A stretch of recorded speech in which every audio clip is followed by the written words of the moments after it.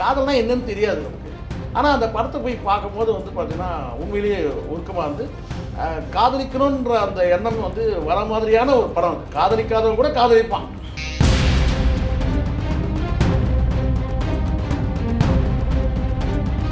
ஏங்க இப்படி நாசம் பண்ணிட்டாரு அந்த பாட்டெல்லாம். முழுக்க முழுக்க அந்த படமே வந்து உயிரில் வர விஷயம் கதையும் கிடையாது, ஒரு மண்ணும் கிடையாது. பாடல்களுக்காகவே ஓடின படம்.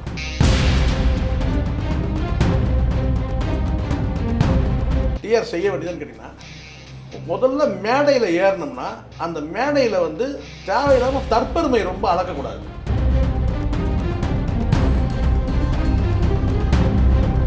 அங்கே வந்து அவர் நளினியை தாண்டி யாரையும் பேசவே இல்லை. நளினி நான் பேசக்கூடாது சொல்ல. நளினி வந்து ஒரு கதாநாயகி, அந்த படத்தில் கதாநாயகி, அவ்வளோதானே.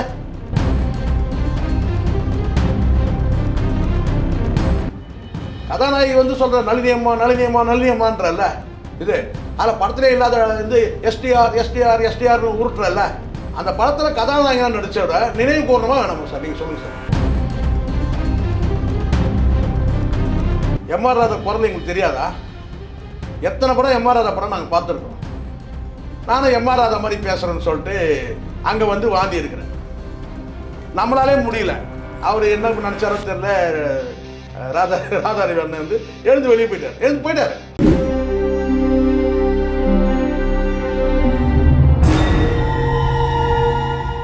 ஆடுகளம் சினிமா நேயர்களுக்கு காதலர் தின நல்வாழ்த்துக்கள். இன்று நம்மோடு இந்த காதலை பற்றி பேச வந்திருக்கார் மூத்த ஊடகர் திரு சேகர் அவர்கள். சார் வணக்கம். ரொம்ப இழுத்து நினைக்கிறேன். காதல் வேணான்னு சொன்னவர்களையும் முகத்தில் ஒரு கலை தெரியுது சார். அது மட்டும் நல்லா தெரியுது. நான் வந்து பார்க்கும்போது தெரியுது. ஆனால் வந்து காதல்ன்றதே வந்து ஒரு ரணவேதனை தான் வச்சுங்களேன். அது ஆனால் ஒரு முகம் கொஞ்சம் பிரைட்டாக தெரியுது. உங்கள் முகம் அப்படி பிரைட்டாக தெரியுதுன்னா, பொதுவாக எல்லாருடைய முகமும் நான் சொல்கிறேன், பிரைட்டாக இருக்குதுன்னா அவங்க காதலில் சக்ஸஸ் ஆகிருக்கிறாங்கன்னு சார். நீங்கள் வேறு சார், காலையில் எழுந்த உடனே ஒரு அன்பளிப்பு சார், ஒரு பேகு, என்ன எதிர்பார்க்க போகிறாங்கன்னு தெரியல. நம்ம வீட்டுக்கு திரும்பி போனால் தான் தெரியும். ஓ, மாலை உங்களுக்கு. ஸோ காலையில் அவங்களுக்குனா மாலை வந்து சின்ன மீனை போட்டு பெரிய மீன் எடுக்கிற மாதிரி தங்கத்தோட போனோம். வீட்டுக்கு போனால் தான் தெரியும். தங்கத்தோட போனோம். இல்லை, அது ஒரு அதான் நான் சொல்கிறேன் சார். இந்த காதலர் தினத்தில் வந்து யார் முகம்லாம் வந்து பிரைட்டாக இருக்குதோ அவங்கெல்லாம் வந்து மனைவியை நேசிக்கிறவங்களா இருப்பாங்க, மனைவியை காதலிக்கிறவங்களா இருப்பாங்க. டல்லாக இருந்ததுன்னு வச்சுங்களேன், அந்த பழைய காதல் ஞாபகத்துக்கு வரலாம் இல்லைங்களா. இப்போ இருக்கிற மனைவியோட கொஞ்சம் அண்டர்ஸ்டாண்டிங் இல்லாமல் இருந்தாங்கன்னா உங்கள் முகம் கொஞ்சம் டல்லாக தான் இருக்கும். உங்கள் முகம் பிரைட்டாக இருக்குது. ஸோ ஹாப்பியாக இருக்கீங்க. வாழ்த்துக்கள். நன்றி நன்றி சார். என் முகத்தை பற்றி எதுவும் பேசாதீங்க. நம்மதெல்லாம் ஒரு முகமா சார். உங்களுக்கும் வாழ்த்துக்கள் சார். சரி நன்றி சார். சார், காதல் வேண்டாம் அப்படின்னு சொன்னவங்களையும் காதல் வசப்பட வச்ச அந்த பல தமிழ் திரைப்படங்களும் இருக்குது. அதாவது மதத்தை கடந்து மனதை நேசித்தவங்க சரி, இந்த உடலை கடந்து உணர்வுகளையும் நேசித்தவங்க சரி, உனக்கு நான் எனக்கு நீ அப்படின்ற இந்த காதல் படங்கள் நிறையவே தமிழ் சினிமாவில் இருக்குது. அந்த வகையில் நம்ம பார்க்க போனால் இப்போது அதாவது இந்த தலைவர்கள் பார்க்காத படங்கள் வந்து இந்த அலைப்பாயுதே, காதல், அதுக்கப்புறம் இந்த காதல் கோட்டை, காதலர் தினம், நான் நேற்று கூட படம் பார்த்தேன், வித் லவ்னு ஒரு படம். Okay okay. அப்புறம் இது மாதிரி 7G ரெயின்போ காலனி, இது மாதிரி பல படங்கள் சொல்லலாம். ஆனால் இதெல்லாம் தாண்டி இந்த காதல் என்ன அப்படின்னா உலக மக்களை பேச வைத்த ஒரு படம். இந்த 1980 வந்த படம் உயிருள்ள உஷா. ஒரு உணவுபூர்வமாக வெளியே அந்த படம் வந்து எல்லோருக்கும் ஒரு உள்மனதையும் தட்டின படம் சொல்லலாம். டி ராஜேந்திரன் அந்த உயிருள்ள உஷா அந்த படத்தை பற்றி கொஞ்சம் சரியாயிடுது. இல்லை, டிஆரை பற்றி இப்போ பேசணும் தான் கண்டிப்பாக. ஏன்னா பேசக்கூடிய சூழல் இருக்குது. அந்த ரீரிலீஸ்க்காக தான் பேசணும்னு கிடையாது. டிஆர் பற்றி எப்போவுமே பேசலாம். வந்து ஒரு லெஜெண்ட் இருந்ததுலாம் சந்தேகமே கிடையாது. டிஆர் வந்து தமிழ் சினிமாவோட ஒரு லெஜெண்ட், அதில் வந்து நோ டவுட். சரிங்களா. நீங்கள் லெஜெண்ட்னு சொன்னோடனே நம்ம அண்ணாச்சி ஞாபகம் தான் வருது. ஆனால் அண்ணாச்சி அந்த மாதிரி பண்ணி வச்சிட்டாரு. என்ன பண்ணுறது, லெஜெண்டுனாலே இப்போ அண்ணாச்சி முகம் தான் ஞாபகம் வருது. லீடர்னா அண்ணாச்சி முகம் தான் ஞாபகம் வருது. அது என்ன தெரியல, எனக்கு தான் பிரச்சனையான்னு தெரியல. ஆனால் ஒட்டுமொத்தமாக வந்து லீடர் படத்துக்கு பாசிட்டிவான ஒரு கமெண்ட்ஸ்லாம் இருக்குது. இப்போ நம்ம அதை பற்றி பேசலை. உயிருள்ள உஷாவுக்கும் ரீரிலீஸ் ஆகும். ஆமாம், ரீரிலீஸ் ஆகுது உயிருள்ள ஒரு உஷா. இப்போது டிஆர் இந்த இடத்துல நான் ஒரு விஷயம் சொல்கிறேன். டிஆர் வந்து முதல் படம் ஒரு தலை ராகம். அந்த ஒரு தலை ராகம் படம் வந்தபோது பலவிதமான விமர்சனம் இருக்குல்ல சார். எனக்கு எப்போவுமே வந்து எங்கள் வீட்டில் ஒரு சினிமா விமர்சகர் ஒருத்தர் இருக்கிறார். அது எங்கள் அப்பா தான். பல படங்கள் வந்து பிளாக் அண்ட் ஒயிட் படங்கள்லாம் வந்துகிட்டு இருக்கிற ஒரு காலகட்டத்தில் அப்போ தான் அந்த ஈஸ்ட்மன் கலர் மாறி வந்துட்டு இருக்கிற சூழ்நிலை. அப்போ இந்த படம் வருது, ஒருதலை ராகம் வருது. அப்போ அவர் வந்து இந்த படத்தை பார்த்துட்டு வந்து பேசுகிற போது கேட்டிங்கன்னா வந்து யாரோ ஒரு புது பையன் ஒருத்தன் வந்து டாடி இங்கடிமா இருக்கிறான், அவன் தான் அந்த படத்துக்கு வந்து எல்லாமே சொல்கிறாங்க, கதை திரைக்கதை வசனம்லாம் சொல்கிறாங்க, நல்லா இருக்கும் உண்மையிலே படம் நல்லா இருக்குது அப்படின்னு சொல்லிட்டு பேசுகிறாரு. அதுக்கப்புறம் அந்த படத்துக்கு கண்டென்ட்டுக்குள்ளே போயிட்டு கிளைமேக்ஸில் எல்லாருமே ரொம்ப உருக்கமாக முடிச்சிடுறான் கிளைமேக்ஸில் அப்படின்னு சொல்கிறாங்க. ஸோ அதை அந்த ரிவ்யூ கேட்டேன்னா எனக்கு அந்த படத்தை போய் பார்க்குறது. அந்த வயசில் நான் பார்த்தது வந்து ஒரு கிட்டத்தட்ட ஒரு டூரிங் டாக்கீஸ் மாதிரி ஒரு தியேட்டர் வச்சுங்களேன். 50% டூரிங் டாக்கீஸை சொல்லலாம், 50% உங்களுக்கு தெரியும், உங்களுக்கு வந்து பார்த்தீங்கன்னா வந்து தியேட்டர். அப்படி இருக்கும்போது அந்த படத்தை போய் பார்க்கும்போது பார்த்தீங்கன்னா உண்மையிலேயே அந்த கடைசி கிளைமேக்ஸ் காதல்னா என்னன்னே தெரியாத ஒரு வயசில் போய் பார்த்தேன் அந்த படம். அந்த படம் வரும்போது பார்த்தீங்கன்னா வந்து 10 வயசுன்னு வச்சுக்கோங்க. எனக்கு காதல்னா என்னன்னு தெரியாது நமக்கு. ஆனால் அந்த படத்தை போய் பார்க்கும்போது வந்து பார்த்திங்கன்னா உண்மையிலேயே உருக்கமாக வந்து காதலிக்கணுன்ற அந்த எண்ணம் வந்து வர மாதிரியான ஒரு படம். அது காதலிக்காதவன் கூட காதலிப்பான் அப்படின்ற ஒரு ஒன்று. காதலிக்கிறவனா பயப்படுவான், ஏன்னா வந்து நம்ம காதல் கடைசியில் என்ன ஆகுமோ, அது சங்கர் மாதிரி நம்ம நிலம ஆயிடுமோன்னு சொல்லி கூட நினைப்பாங்க. அந்த படத்தில் ஒரு கதாநாயகன் சொல்கிறாங்க. ஸோ அந்த மாதிரி ஒரு நல்ல படம் தான் எடுத்தேன் நான் இல்லை சொல்ல. அதுக்கப்புறம் அடுத்தடுத்து ரயில் பயணிகள் இல்லை அந்த உங்களுக்கு தெரியும், இப்போ நீங்கள் சொன்ன மாதிரி அடுத்தது டிஆருக்குன்னு சொல்லி ஒரு மார்க்கெட் வந்துடுச்சு. அப்போ பல படங்கள் எடுத்தார். முதல் ஒருதலை ராகத்தில் வந்து முழுக்க முழுக்க வந்து உடலை காட்டாமல் தான் இருந்தார். அதுக்கப்புறம் டிஆர் வந்து அவருக்கு ஒரு ஸ்டைல் வந்த உடனே கேட்டிங்கன்னா வந்து கதாநாயகன் நடிக்கிறவங்களையே வந்து பார்த்திங்கன்னா வந்து தொடையை காட்டுறது, தொப்புளை காட்டுறது, இப்படி வந்தவர் தான் யார் டிஆர். நம்ம எல்லாத்தையும் பேசணும் ஆகணும். ஓகே, இங்கே லெஜெண்டாக தான் எல்லாத்தையும் பேசக்கூடாதுலாம் ஒன்றும் கிடையாது. ஒரு வகையான கவர்ச்சி சினிமா நடிகைகளுடைய உடலை காட்டினவர் தான். அவர் வேணால் சொல்லலாம், அவர் வந்து நடிக்கும் போது யாரையும் தொடாமல் நடிப்பார், முத்தம் கொடுக்காமல் நடிப்பார், அதெல்லாம் சொல்லலாம். ஆனால் நடிகையோட உடம்பை காட்டினவர் ஒன்று அதில் ஒன்றும் சந்தேகம் வேண்டாம். அப்படிதான் கதாநாயகிலே உடம்பு. டிஆருக்குன்னு ஒரு பேர் இருந்ததுல சார் அந்த காலத்தில், இந்த செட்டுனாவே டிஆர். அதாவது என்னன்னா தமிழ் சினிமாவில் சகலகலா வல்லவன்றதுல சந்தேகம் கிடையாது, லெஜெண்டுன்னு சொல்லிட்டேன். ஆனால் எல்லாம் இருந்தால் கூட முதல் படத்தில் அந்த வெற்றி இருக்குல்ல, அந்த வெற்றியை வந்து வேற எந்த படமும் எடுக்கவே இல்லை. அந்த வெற்றின்றது வந்து பண வசூல் சொல்லலை, அந்த பேர் அந்த புகழ் வந்து பார்த்திங்கன்னா ஒருதலை ராகன்ற அந்த படத்துக்கு வந்து இன்றைக்கும் வந்து பார்த்திங்கன்னா அதோடைய மவுஸ் வேறு. இன்றைக்கி சொல்கிறாங்கல்ல, இன்றைக்கி வந்து மௌனம் பேசியதுன்ற ஒரு படம் வருது, எப்போன்னு சொல்லி பல பேர் காத்துட்ருக்குறாங்க. அந்த மாதிரி ஒருதலை ராகம்ன்றது வந்து பார்த்தீங்கன்னா தமிழ் சினிமாவில் வந்து பார்த்தீங்கன்னா ஒரு மைல்கல். அதெல்லாம் வந்து ஒரு குறிப்பிட்ட அது தாண்டி அவருடைய படங்களே வந்து பார்த்தீங்கன்னு சொன்னாலும் கூட, இப்போ நீங்கள் உயிருள்ள வரை விஷயம் எடுத்துங்க, அதுக்கப்புறம் பல படங்கள் இருக்குது. அதெல்லாம் வந்து பார்த்தீங்கன்னா டான்ஸ் ஆட விடுவார், அரையும் குறையுமா உடைய போட்டு யாருங்க எடுத்து பாருங்க, இல்லைன்னு சொல்லுங்க பார்க்கலாம். டிஆர் இப்படி அப்படின்றாருல டிஆரும் வந்து பார்த்தீங்கன்னா நடிகைகளுடைய உடம்பை காமிச்சு நடிக்க வச்சவர் தான், அதில் ஒன்றும் சந்தேகம். அது பல காட்சிகள் எடுத்து காட்ட முடியும். அந்த அளவுக்கு வந்து நடன அசைவுகள்லேருந்து வந்து பார்த்தீங்கன்னா வந்து ஒரு ஆபாச இச்சை தோன்ற மாதிரியான படங்களை வந்து டிஆர் கொடுத்தவர் தான், இல்லைன்னு சொல்ல முடியாது. நீங்கள் லெஜெண்டாக இருந்தாலே டிஆர்னா தெரியல அவரை மாதிரியே பேச முடியாது. நம்ம இது நம்ம உண்மை என்னன்னா உண்மையை பேசி ஆகணும். ஒருதலை ராகம் படத்தில் மட்டும்தான் வந்து உடலை காட்டியிருக்க மாட்டார். மற்ற எல்லா படங்களும் அடுத்தடுத்து வர படங்களாக வந்து ஒரு சில படங்கள் ரயில் பயணங்கள் கூட நல்லாயிருக்கும். ரயில் பயணங்களில் அதுக்கப்புறம் வந்து என் தங்கை கல்யாணி, அதுக்கப்புறம் வந்து மைதிலி என்னை காதலி, ஸோ இந்த மாதிரி சில படங்கள் இருந்த அவருடைய வரிசையாக ஒரு படங்கள் இருக்குல்ல, அந்த மாதிரி உறவை காத்து கிளி, இந்த மாதிரி படங்கள்லாம் வந்து ஒரு கேரக்டர் வந்து கதாநாயகர் 2-3 கதாநாயகி காட்டினாலும் கூட ஒரு கதாநாயகி வந்து உடம்பை காட்டுற மாதிரி இருக்கும். அதுக்கப்புறம் கவர்ச்சி நடனங்கள் வரும். இதெல்லாம் இருக்குதான் நான் சொல்லுது, இல்லைன்னா மறுக்க முடியாது. இதில் என்னென்னா உயிருள்ள வரை உஷான்ற அந்த படம் வந்து அந்த காலகட்டத்தில் பேசப்பட்ட படம் தான். சரி, படத்தில் என்ன இருக்குன்னா படத்தில் ஒன்றும் பெருசாக ஒன்றும் கிடையாது. முழுக்க முழுக்க பாடல்களுக்காகவே ஓடின படம் தான் அது. பாடல்களுக்காகவே ஓடின படம் தான் வந்து உயிருள்ள வரை உஷா. அது வந்து ரீரிலீஸ் பண்ணும்போது வந்து பார்த்தீங்கன்னா அது பெரிய வரவேற்பு இருக்குதான் சொல்கிறாங்க. பட் எனக்கு தெரிஞ்ச வரைக்கும் வந்து கேட்டால் அந்த வரவேற்பு நேற்றோட முடிச்சு. இன்றைக்கி வந்து மௌனம் பேசியது என்ற படம் ரிலீஸ் ஆகுது. ஸோ அது வந்து காலி பண்ணிச்சு அப்படின்னு நினைக்கிறேன். ஏன்னா நேற்றுக்கு தான் அந்த படம் ரிலீஸு. ஸோ இன்றைக்கி மௌனம் பேசியது படம் ரிலீஸ் ஆகும்போது பார்த்தீங்கன்னா வந்து பெரிய அளவில் வந்து போகிறதுக்கான இல்லை. படம் போகிறதுக்கு காரணமே என்னன்னு கேட்டிங்கன்னா வந்து ரீரிலீஸில் சொல்கிறேன் நான். அன்றைக்கி ஓடிச்சு படம். 2 காரணம் இருக்குது நான் பார்த்த வரைக்கும். என்னென்னா அந்த பாடல்கள் அப்படியே வந்து அந்த பாடலுடைய அந்த தன்மை மாறாமல் அப்படியே கொடுத்துருக்கலாம். ரீரெக்கார்டிங்கிற பேரில் வந்து அந்த பாடல்கள்லாம் வந்து கேட்டிங்கன்னா வந்து அவரே காலி பண்ணிட்டார். யார்? டிஆரே காலி பண்ணிட்டார். அந்த பழைய பாடல்கள் வந்து பார்த்தீங்கன்னா அந்த குரல் அந்த ரெக்கார்டிங் அது அப்படியே இருந்ததுன்னா நல்லா இருந்திருக்கும். அது எதுக்காக ரெக்கார்டிங்ன்றத வந்து அந்த கான்செப்ட் அதுக்குள்ளே போனாங்கன்னு தெரியல. ஸோ அது வந்து பார்த்தீங்கன்னா பாடலுடைய அந்த தன்மையே மாறிடுச்சு. ஒருவேளை நல்லா இருக்கும்னு பண்ணியிருக்கலாம் ஒரு வேளை. ஆனால் இது வந்து பெரும்பாலும் படம் பார்த்து நீங்கள் பார்த்தாலும் சரி, நான் யார் பார்த்தாலும்னா ஏங்க இப்படி நாசம் பண்ணிட்டார் அந்த பாட்டெல்லாம். முழுக்க முழுக்க அந்த படமே வந்து உயிரில் வர விஷயம் கதையும் கிடையாது, ஒரு மண்ணும் கிடையாது. சரிங்களா? முழுக்க முழுக்க வந்து காதல் படமாக இருந்தாலும் கூட பார்த்தீங்கன்னா வந்து பெரிய கதையெல்லாம் ஒன்றும் கிடையாது, பாடல்களுக்காகவே ஓடின படம். ஆனால் அந்த பாடல்களே வந்து பார்த்தீங்கன்னா ஒரு 5 பாடல் இருக்குன்னா அந்த 5 பாடல்கள் வந்து பார்த்தீங்கன்னா வந்து அதை பாட்டு ஹிட் கொடுத்தது. ஆமாம், பாட்டுக்காக இருக்குது. இப்போ இந்த ரீரிலீஸ் அந்த படம் ஏன் காலியாச்சுன்னு கேட்டால் அந்த பாட்டையும் நாசமாக்கிட்டார் இவர். இது சொல்லுவாங்க தெரியுங்களா, அவரு படைச்சதை அவரே நாசமாக்கிட்டாரு. இது அப்படிதான். எப்படி வந்து சொல்லுவாங்கல்ல வந்து பார்த்தீங்கன்னா, நான் எந்திரன் படத்தில் ரஜினி சொல்லுவார் பாருங்க, சிட்டியை நான் தான் உன்னை உருவாக்கினேன், நானே உன்னை அடிச்சிடல ரஜினி. அதே மாதிரி இவர் உருவாக்குறத இவரே காலி பண்ணிட்டாரு. யாரு?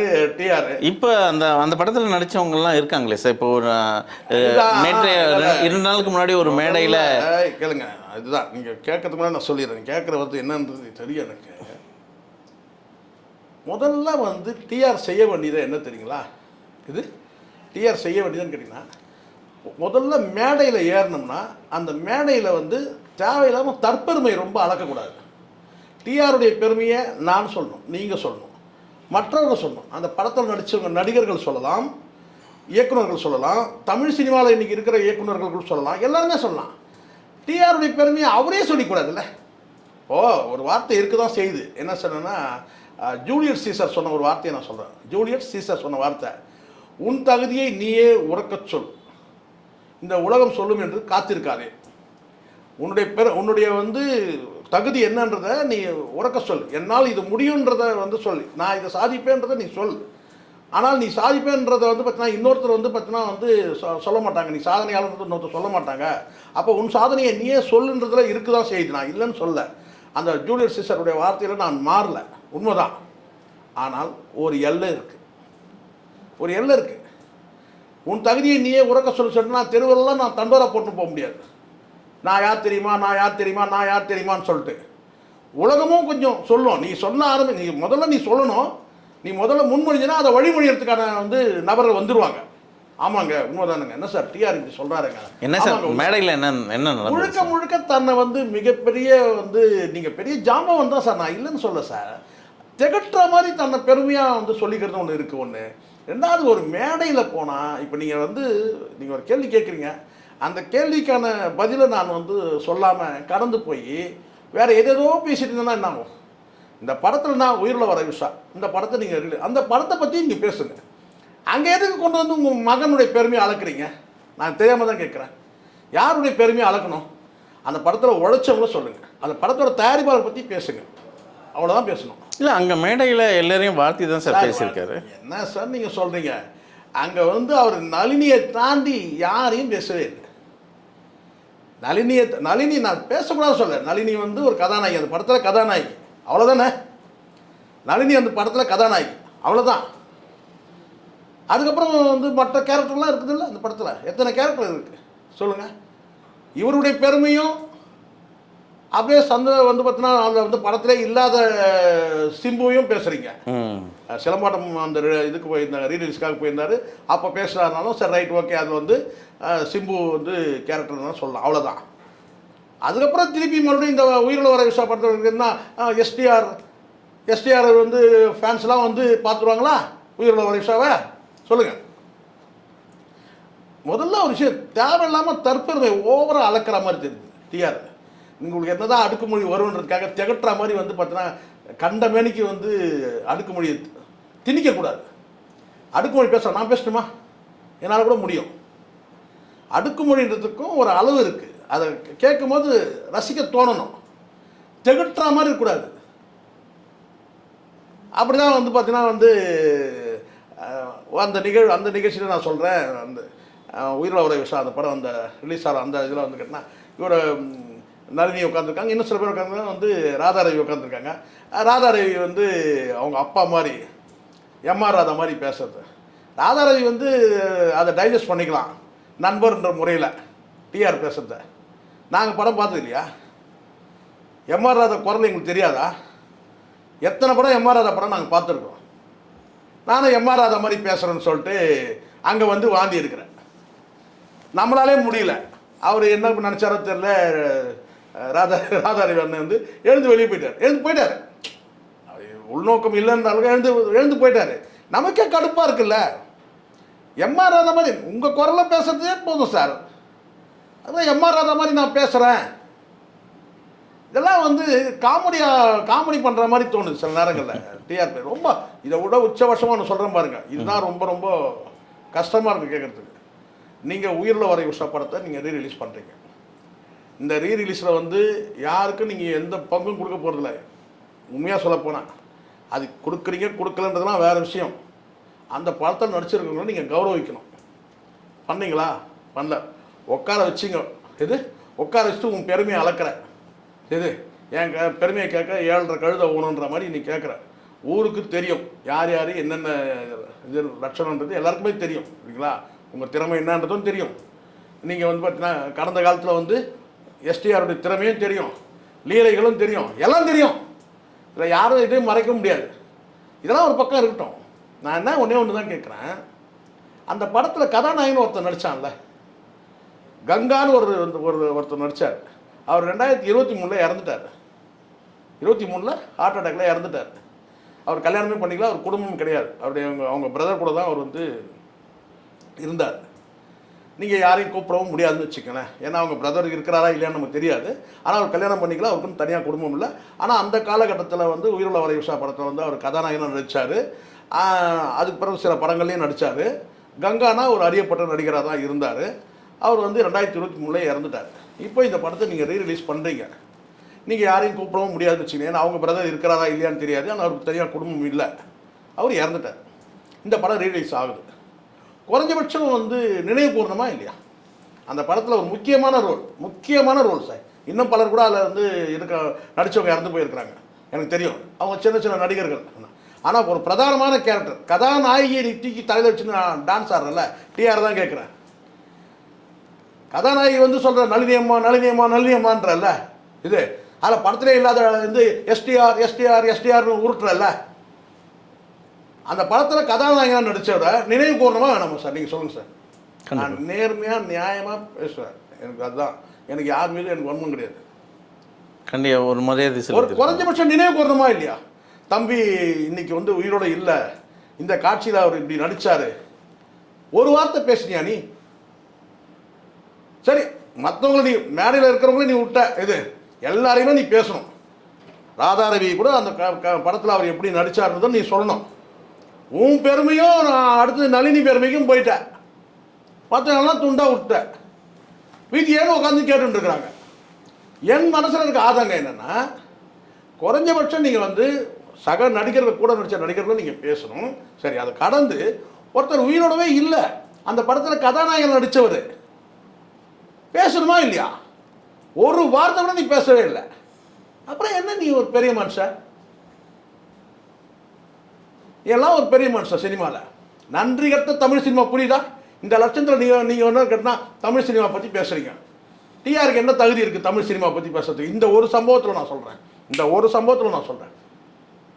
என்ன தகுதி இருக்குது உங்களுக்கு சினிமா பற்றி பேச? தமிழ் சினிமாவை நன்றி கட்ட சினிமா தெரியுதுங்களா? நன்றி மறந்த சினிமா. இப்போ புரியுதுங்களா? இந்த சம்பவம் தான் உதாரணம். 83 வந்த படம் 40 ஆண்டு காலத்துக்கு மேலே வந்து கடந்து போயிட்டு இன்றைக்கி வந்து அந்த படத்தை ரீரிலீஸ் பண்ணும்போது மற்றவர்கள் எல்லாரையும் வச்சு நீங்கள் வந்து வர வச்சு நிகழ்ச்சி நீங்கள் நடத்த இருக்கிறவங்க கூட்டு இல்லாத நபர்களை நீ மேற்கொள்கிற எல்லாருமே சொல்லுங்கள் சார். அந்த படத்தில் நடிச்சுட்டு உயிருள்ள வரை உஷால உயிர் இல்லாதவங்க யாரெல்லாம் இருக்கிறாங்கன்னு லிஸ்ட் எடுங்க. அவங்கள பற்றி 4 வார்த்தை பேசுங்க சார். உன் பெருமையாக இருந்துன்னு இருக்கிற, காது கீழ அளவுக்கு, காதில் ரத்தம் வர அளவுக்கு உணவு. நான் சொல்கிறேன், இங்கே வந்து டிஆரை வந்து திறமை குறைந்தவர், திறமை இல்லாதவர் அப்படிலாம் நான் சொல்ல. நீங்கள் லெஜெண்ட் ஒத்துக்கிறோம். சும்மா அதையே வந்து பார்த்தீங்கன்னா வந்து வாய்ப்பாடு மாதிரி ஒப்பிக்க முடியாது. நீங்களே ஒப்பிச்சிருந்தீங்கன்னா எங்களுக்கும் ஒரு சான்ஸ் கொடுங்க. நாங்களும் சொல்கிறோம் டிஆர் லெஜெண்டுன்னு. நான் யார் தெரியுமா, நான் இப்படி பண்ணிட்டேன், நான் அப்படி பண்ணிட்டேன், நீ இதை பண்ணிட்டேன், அதை பண்ணிட்டேன், உருட்டிட்டேன், பரட்டிட்டேன், பிடிக்கிட்டேன்னு. ஒருதலை ராகத்துக்கு பிறகு வந்த 1-2 படங்களை தாண்டி மீதி எல்லா படத்திலும் உடம்ப காட்டினவர் தான் அந்த டிஆர். நான் சொல்கிறேன் இல்லைன்னு மறுக்க சொல்ல பார்க்கலாம். இல்லை படத்தை சீன் எடுத்து போடுறேன் நான். பொம்பளைங்க உடம்ப காட்டிட்டு போய் வந்து படத்தை எடுத்துகிட்டு வந்து பார்த்தீங்கன்னா சும்மா ஓவராக சீன் போட்டுருக்காரு டிஆர். நான் கேட்குறேன் டிஆருன்னு. அவன் கூட ஒருத்தர் இருக்கிறான்ல அந்த பையன் யார், அந்த கூல் சுரேஷ். அவன் என்ன பண்ணான் தெரியுமா சார் உங்களுக்கு? அவன் கடந்த காலத்தை பண்ண லீலைகள்லாம் விட்டுருங்க, இது அதெல்லாம் ஒரு பக்கம் இருக்குது.